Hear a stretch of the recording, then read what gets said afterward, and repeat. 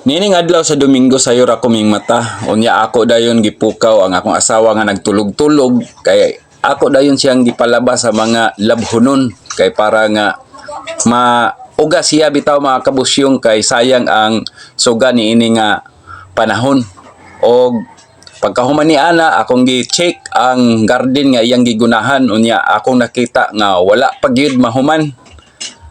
Akong gi tan-aw, akong gi check, akong gi-evaluate. So napagibungayon nun.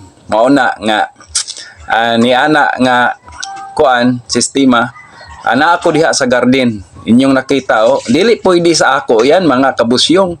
Ang akong anak akong gipasilhig. Ing anak ko mga kabusyong ug ang akong asawa humaniag hayhay, nagpahayahay-hayahay, no? Nagtanaw-tanaw sa iyang mga tanom. Pero ako siyang gidool, ako siyang gihatagan og guna para nga mahuman tong iyang gunahonon didto sa garden. Tanawa ang akong asawa, ing anak kabuutan. Dili musupak sa ako, musugot dayon. Mao na nindot nga mga asawa. Mao na nga kita mga bana, kita mao ang manager sa ato balay, no? Usbon ako, kita ang manager sa atong mga balay. So kita maoy mo designate sa mga trabahoon. Kung nakita ninyo inyong mga asawa walay trabaho, inyo sugoon. Unya ako din ha, samtang siya naguna, nag-exercise ko kay kuan man sa ato health kanang exercise di dato kalimtan. So para maugnat ang ato diha nga mga kuano, mga ugat kay importante man na nga dili ta ma-stroke.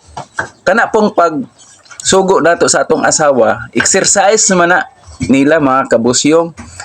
No, ayaw ninyo nga huna-huna mga asawa nangasuko sa ako nga video.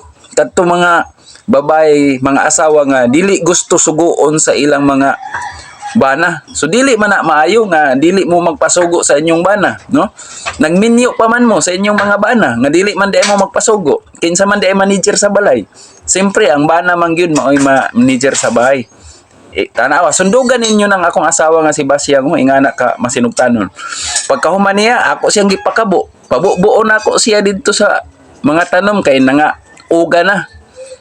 Kay kung dili na makainom og tubig, mga matay man na mga kabusyong.